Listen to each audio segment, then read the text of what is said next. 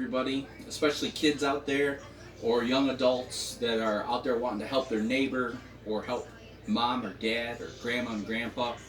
I'm installing a new faucet, supply lines, and return plumbing in a sink. I'm going to give you 3 tips in this video.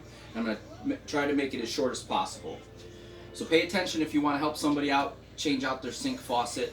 A lot of times the sink faucet will clog up with calcium that's in the water, and then it'll corrode the lines, basically ossifying or calcifying the lines so that there's no pressure, no water coming out.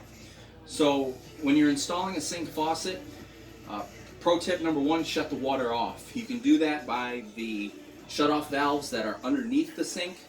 And if it's an older sink, sometimes you'll have to forego that and shut the water off at the main. Another tip is you're going to want to shut the water off at the hot water tank. And after you've done all that, open up a line in another bathroom or sink, and that'll release the pressure and remove any excess water that's in the lines. Second tip, you're going to want to make sure you have the right tools. You're going to want a couple of wrenches. That way you can loosen and tighten the nuts. And then you're going to want a screwdriver. You can get a Phillips, which is the plus bit, or you can get, and you're going to also want a flathead screwdriver. Okay, you're going to want the flathead screwdriver because that'll segue into pro tip number 3, and that is take the sink out. So if you're changing out a faucet and you're changing out sometimes supply lines, you're going to definitely, when you change out the faucet, you're going to want to take the whole sink out.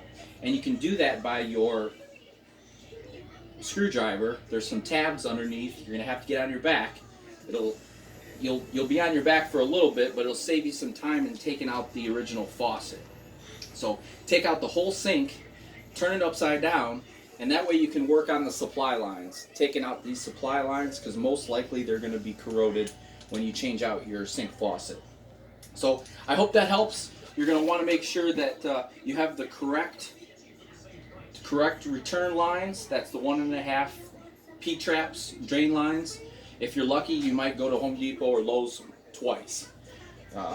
Other than that, sometimes they're universal, but you want to make sure that the connectors are the same connectors that you're going to be using to swap out your supply lines and your return lines. So I hope that helps anybody out there that's looking to help out a neighbor, a grandma, a grandpa, or your mom and dad. Make sure you take the sink out, you shut the water off, and you have the correct tools.